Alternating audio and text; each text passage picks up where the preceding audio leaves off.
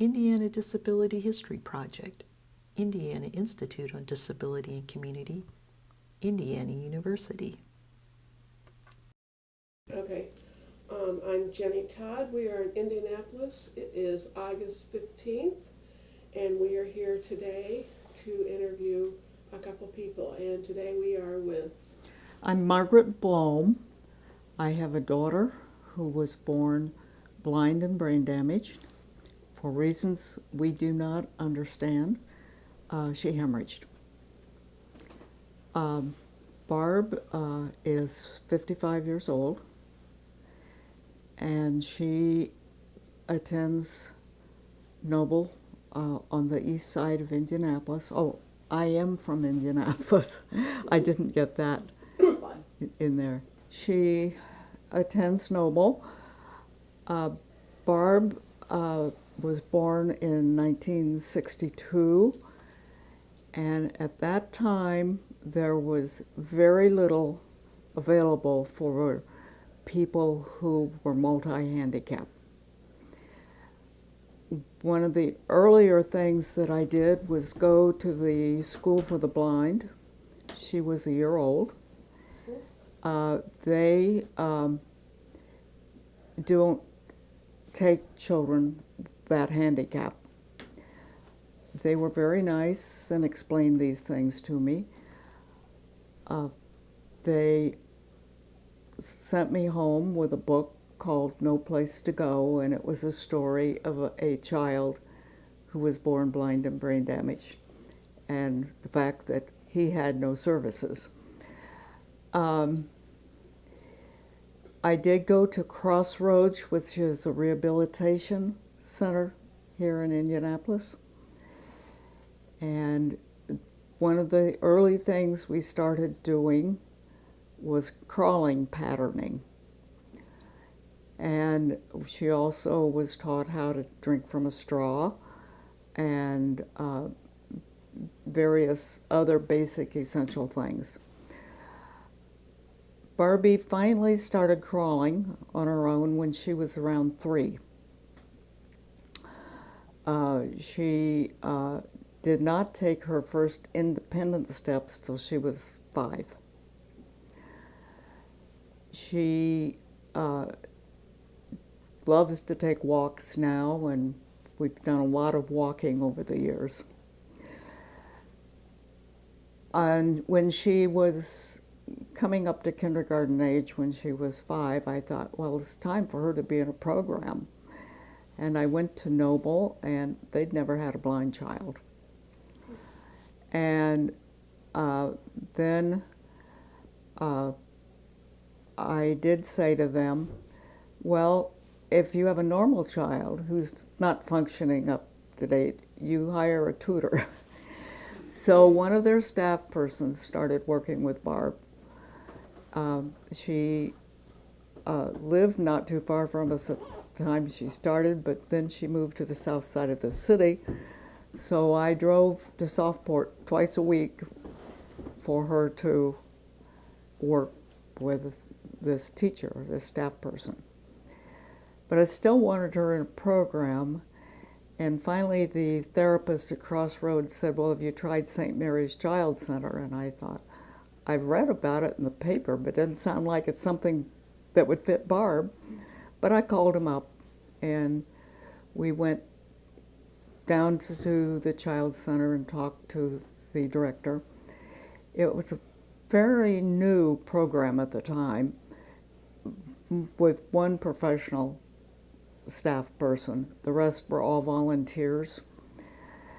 But the director said, I have some other parents that have problems finding services. So there were a group of us, mothers with child, who met together twice a week for 2 years. And we really became a support group.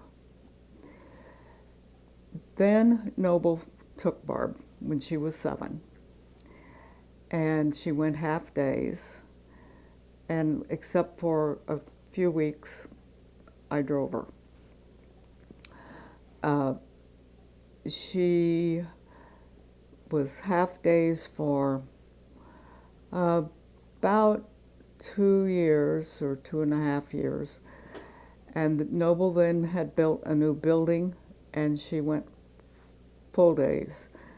When she was 11, mandatory education finally happened.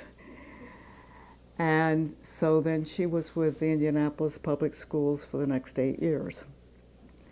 And finally had bus service, which was wonderful after all that driving.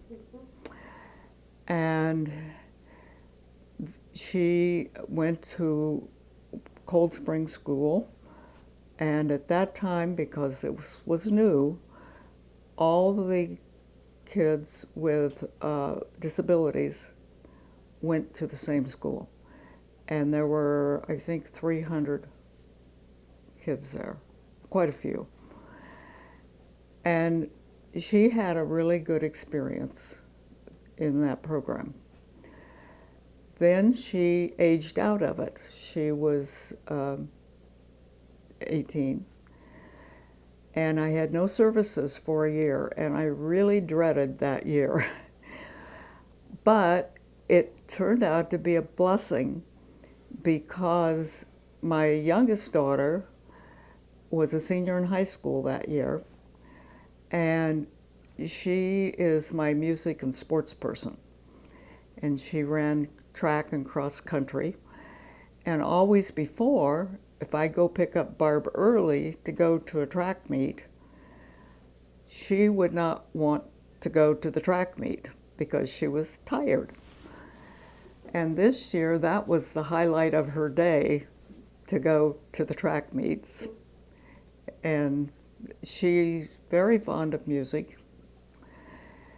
And we just went to a Beatles concert at Conner Prairie. Beatles are her favorites, and there's a story behind that. When she was about 2.5 or 3, we went through a period where she'd have a week or so where she would cry her every waking moment. And I figured it was because she couldn't move around very much. She still wasn't walking. And she just had all that energy that people have and no outlet for it. And that was when the Beatles were very popular, and they'd done a concert here. And so I went out and bought a Beatles record, and it really helped. And our son, who was about 5 at the time, and I don't know how he knew this, but he said, "See, music does soothe the savage beast." Then Barb went back to Noble after her 1 year with no programming. And I called Noble regularly during that year, and I would say, well, I'm curious, just where do we stand on getting Barbie back in? And I don't know whether that annoyed them. They knew what I was doing, I'm sure. So she's been at Noble ever since, and she has done well. She loves music therapy. I'm sure she spends time sitting because you don't have enough staff to keep people busy all the time. Noble had a very good parent chapter for a long time, but that is no longer there. It was also kind of a support group, but like a lot of organizations, us older ones are getting older, and many have passed away, and the younger ones are working and taking time off to go to a meeting during the day, which is usually when we met. It just wasn't working anymore.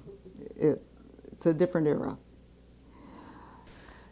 Okay, you were saying your daughter had been there at Noble ever since, and she was doing well at Noble. And you're kind of talking about what her life is like at Noble, her day. Mm-hmm. I'm ready. Yep. Yeah. Well, Barbie's done various things at Noble, and different staff people have brought her different activities, and over the years, things have stimulated her to do certain things. And one of the things she likes to do that she learned at Noble is to ride a stationary bicycle. And she loved it when they had a pool. They had an accident at the pool, so it was closed. In fact, that room is now the art room. They covered over the pool. But she still loves to get in the pool, and when we take her. In fact, one summer she had some birthday money, and I thought, what am I going to do with this birthday money? So I hired not at Noble, but at another pool, a swim teacher to work with her, and she enjoyed that. She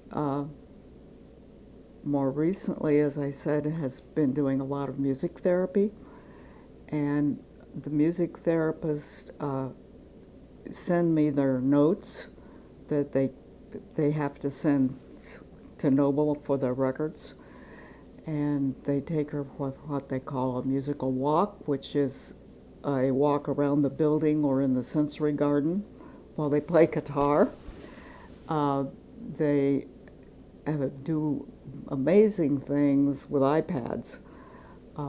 They offer her choices on the iPad. One of them has a rubber band down the middle so she can feel the two sides and has choices on either side. The other one just showed her with her hand where the choices were, and she could find them. And they ask her whether she wants slow music or fast music, or whether she wants this group or that group, and they play the piano, or while she shakes the maraca, or things of that sort.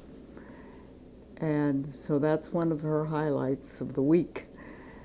And they do get her out in the community once or twice a week, maybe for a walk at a mall in the winter or in a park or whatever. A year ago in March, we placed Barbie in a waiver home. She has 2 roommates. They have 3 bedrooms, so they each have their own room. And of course, round the clock staffing. Barbie still rides the bus to Noble, so they're the ones that have to do the bus watching now. Bus watching takes a lot of time because it's never real prompt. And she adapted very well. Now, when she was younger and living with us, we used a lot of respite care. Our families are very spread out, and when our parents were elderly, Bob's parents lived in Dallas, Texas, and my mother was living in Wichita, Kansas, and so we made that trip twice a year because we didn't want to get old and say, oh, I've got a handicapped child, I didn't do anything. And besides, we wanted to see our parents. She comes home a lot on weekends because we want to do that. But we're just grateful that we got it done while we are healthy. Now, as far as Noble, when it started, I was 10 years before I came into the picture. A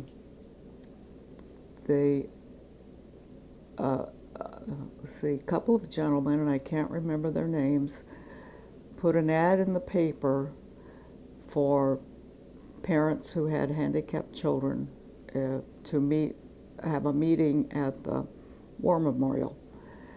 And I understand they reserved a small room, and the crowd was so big, they had to move them to another part of the building. So, if you'd like to ask me questions now, I've... I had one maybe to follow up. You know, when your daughter was born, a lot of times the doctors at that time said, you know, they put them in an institution. I was fortunate. I never had that happen. I know people who have, but my doctor said, I want you to take advantage of every opportunity you get. He never once gave me an opportunity. I mean, he just wanted, I had to do the research, in other words, and that's okay. It's good for you to have to do something like that. So there once in weren't a while. lot of resources available when your daughter was born? No. When Barbie was born, they didn't say, well, here's X, Y, and Z, you know, here, go check this out, here's some support groups, you were pretty much on your own, and the book that they gave you at the blind school sounds just so sad. Well, You know? my son and daughter-in-law both work for the American Printing House for the Blind in Louisville. My daughter-in-law taught in the Arkansas School for the Blind before she went to the printing house. And she tells me, every time you tell that story, it makes me mad. Yeah, I mean, it's a very sad title of a book, and to pass that on, it's not very helpful or supportive. I think at the time I just thought, well, that's an interesting story. I'm going to find a new book. Well, I don't think I thought too much of it myself at the time. It's just that they weren't any help to me at the School for the Blind. So what kind of attitudes did the community at large have, and your family and your friends? Were they supportive? What was it like 50 years ago, 60 years ago? I think overall I was pretty supportive. My parents said, you make your decisions and we'll support you. Bob's parents were a little like, I don't think you should have her at home. But of course that was the attitude at the time and before that. And they had more of a problem adjusting to it than my parents did. But, you know, I'm thinking that overall, I really had pretty good support. My neighbors have been supportive. I said I couldn't move, I have to educate another whole neighborhood. And I haven't had too many complaints about Barb. And it sounds like her siblings were very loving and supportive.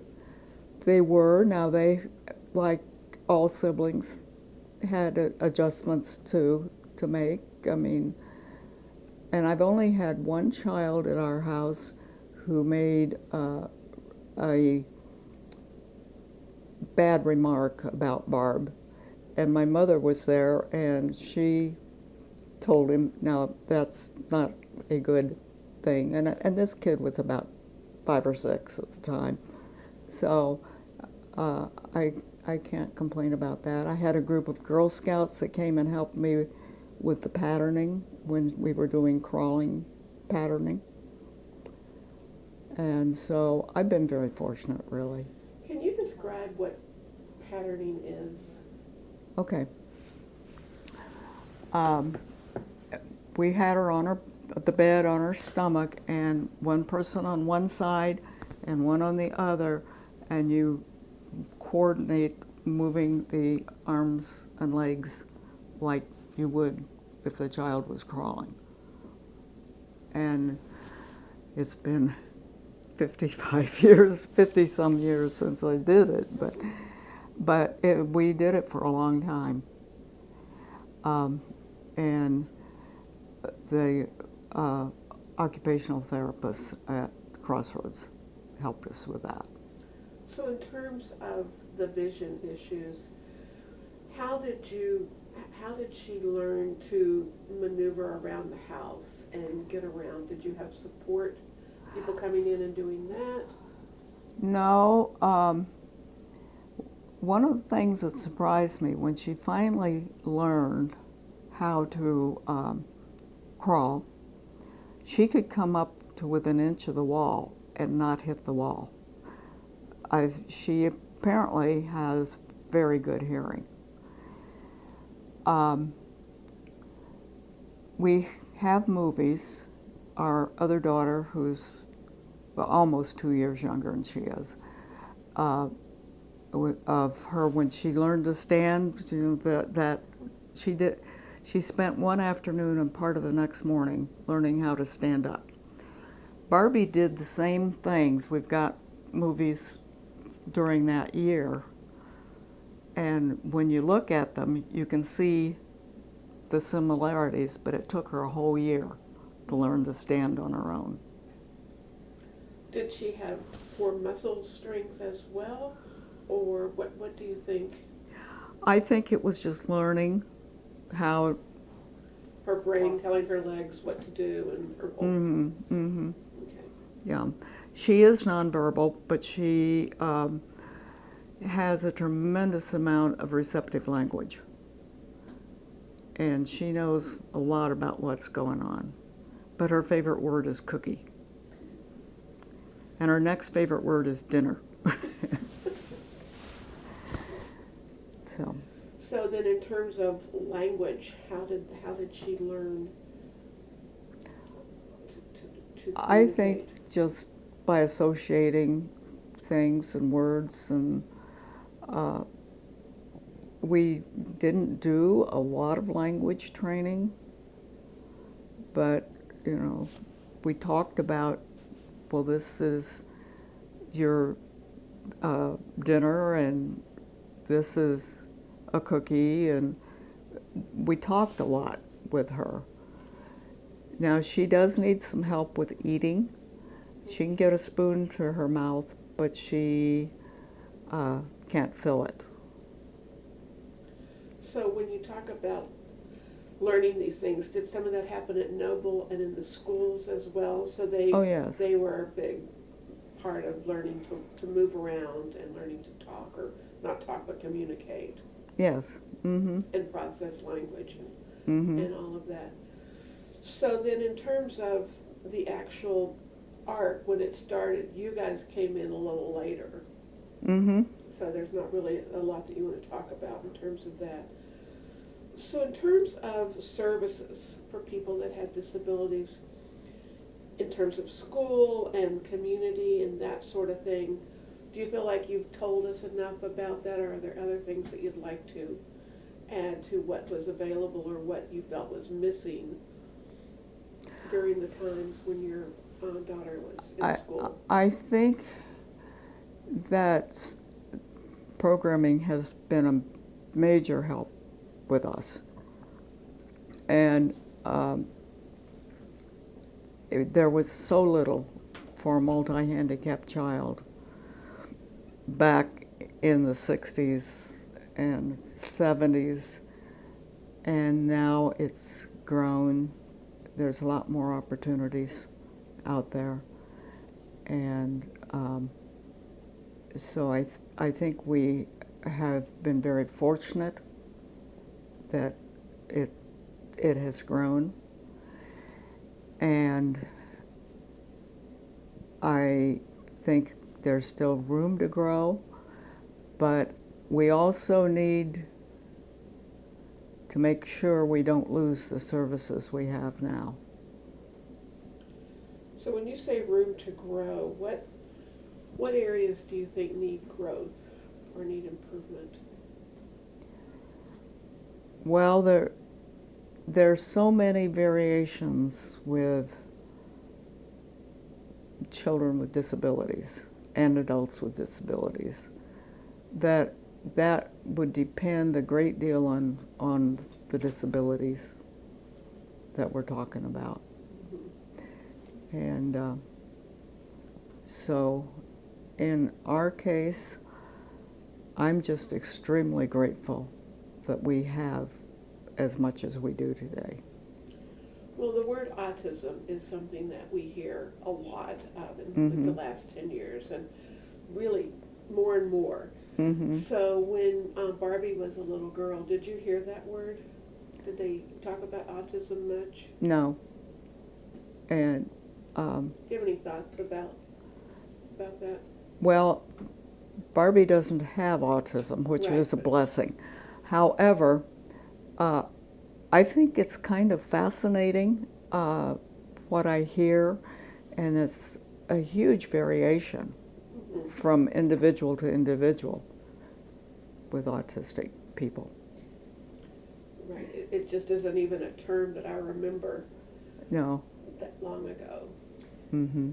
I was, if you could describe a little bit of what the school day was like, and what did they do from the time they were there to? You mean when she went to the public school? Yes. Yeah. I really, I'm trying to think, she went to public school in the 70s and 80s. Well, she finished public school in 81. And the Cold Spring building it had 2 floors. She was in a room with lower functioning kids, and then later she was with a teacher who had her doing things like sorting different shaped blocks and things of that sort, which I thought was kind of amazing. And I'm not really real sure now of all the things her day was like.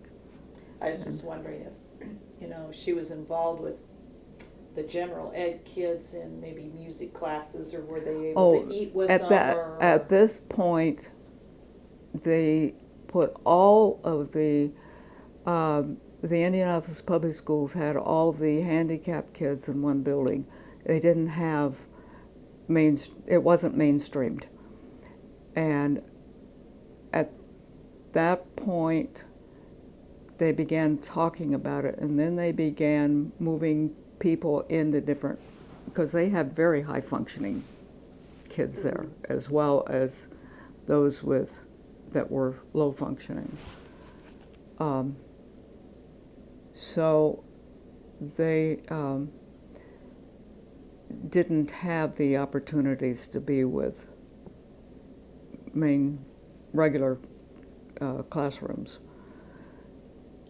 And so eventually they did, and they closed the school for it. It's just a regular school now. So before she moved into waiver services, where did Barbie live?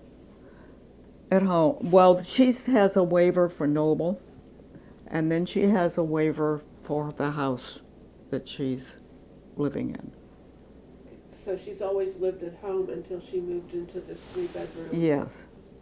Yes, she lived with us for 54 years. Okay, so this is new. This is new. So how did the transition for you and your husband go, as well as her? We were ready. So, and the fact that we see her every week, I think makes a difference. Right. Yeah. And she was excited and... I'm not sure she quite understood. She just adapted. And again, we had used a lot of respite care with several different providers, but one in particular we used a lot. So she was used to being away from home for maybe a week or two at a stretch.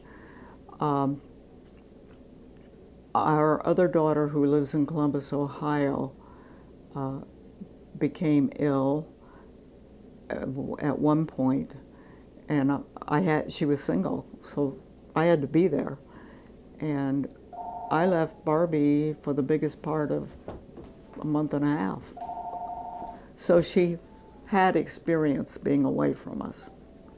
So I think that helped. So one of the things that you were saying that is different is that because there weren't as many services, there were more support groups. And you met with other moms and your children kind of on a regular basis in the early days. Just mostly through St. Mary's Child Center. But do you think, with all the services now and parents that have to have both parents working or the single parents who have to work, do you think that the support that you got from those meetings in those early times is something that is really, it's too bad that it's not there now, even though there's more services, but the support and talking? I kind of missed the parent chapter because we were supportive of each other. But as my other daughter and I were chatting not too long ago, first steps would have been very helpful. Well, it didn't exist then, but it would have made life a lot simpler at the time, just to have the professionals there that could give us guidance. Okay. And then you talked about your neighborhood. You were saying you couldn't move because you'd have to break in a whole bunch of new neighbors. Can you talk about basically the way that your family kind of fit into the neighborhood and maybe how they knew your daughter and included her? Well, our neighborhood at the time we moved there had a lot of children in it. And as you probably know, children and dogs help you get to know the neighborhood. And so there were, on the 2 blocks between Keystone and Rural on our street, including high school kids, there were 35 kids. And so the children kind of drew the parents together. Barb was out a lot, and when she learned to walk, we started doing a lot of walking. She, of course, was at the house when the other kids came to the house and that sort of thing. And several of us are still there after all these years. So, of course, we kind of depend on each other. Barb can be stubborn. And she's gone through a phase where if she didn't want to get in the car, she wasn't going to get in it, and she could make her body as stiff as a board. And several of my neighbors would be willingly come over, call them, Barbie's not getting in the car for us. And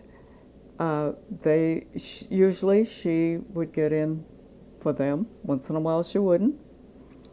And eventually my daughter-in-law, who is a trained teacher, consulted with a friend of hers who works with kids that have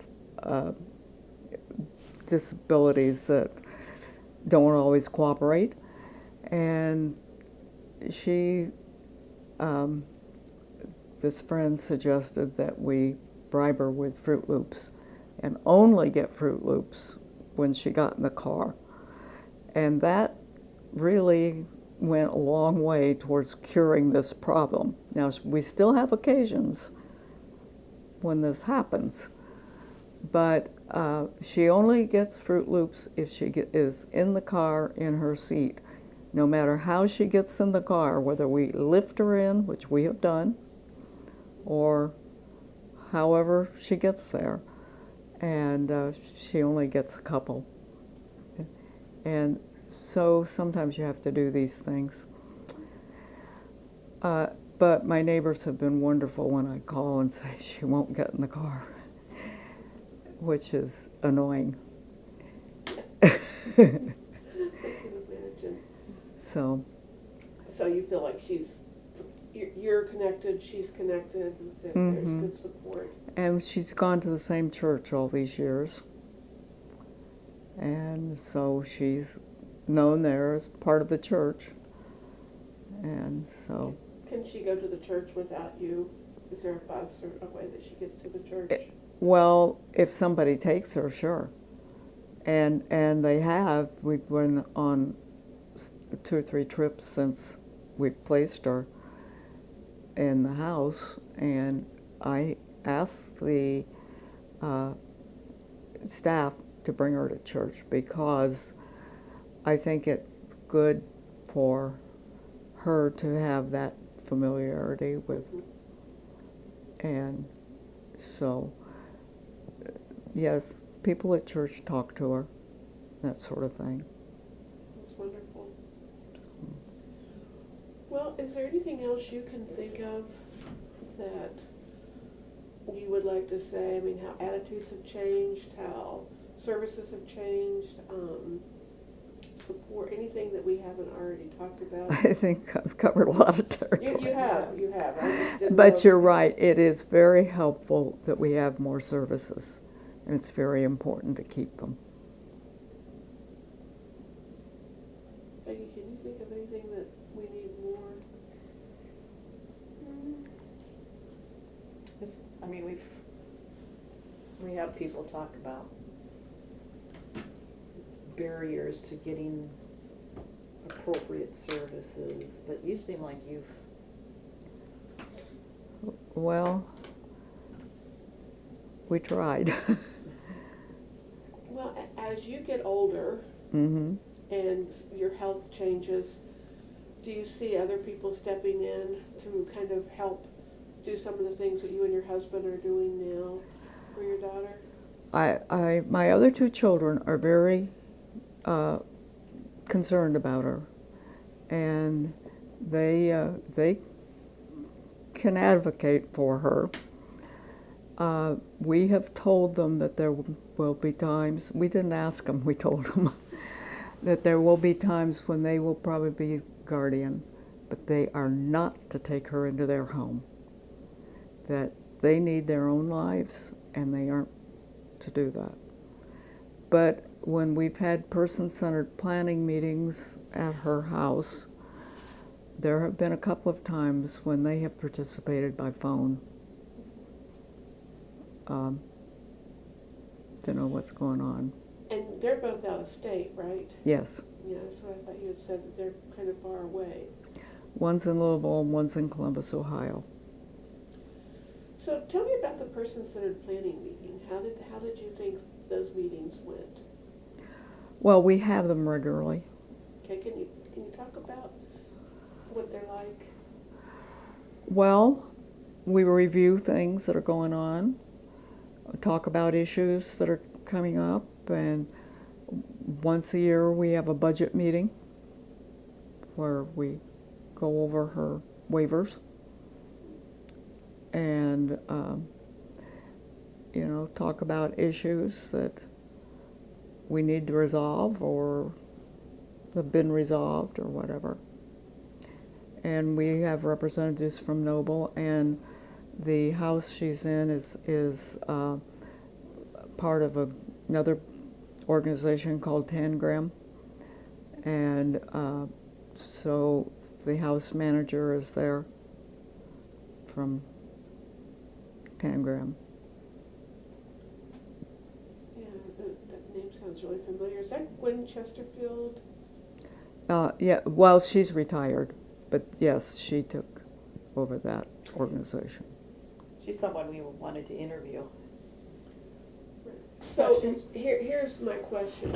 In the person-centered planning meeting, do you feel like that Barbie's voice and her voice through you are heard and respected, and the things that you want on her behalf are pretty much I think so, addressed? pretty much. No. So So you're happy with them?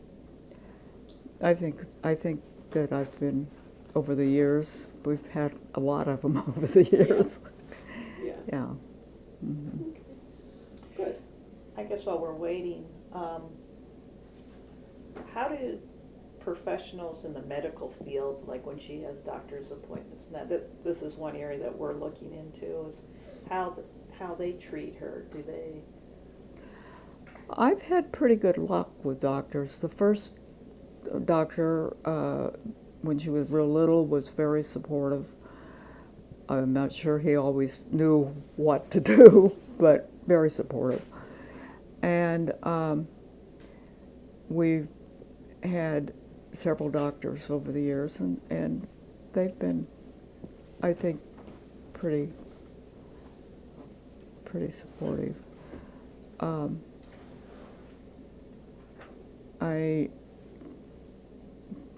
I think that her dad and I usually go, both, not always, but often both of us go to a doctor's appointment with her. And she still goes to Riley Dental Clinic, and she's been going there since she was 3. So she's a fixture over there. Mm-hmm. She goes twice a year. Did she get many other services from Riley as she was growing up? No, we really did. We had a few when she was real little, but we mostly just went to our family doctor. So can you tell us? Well, Barbie was 7 at the time that she went to Noble the first time. And in order to be a Noble, she had to have an exclusion. So we went to the IPS psychology office, and the psychologist took one look at her and signed an exclusion so that she could go to Noble. So And how long was she there then? Because you said she was 7?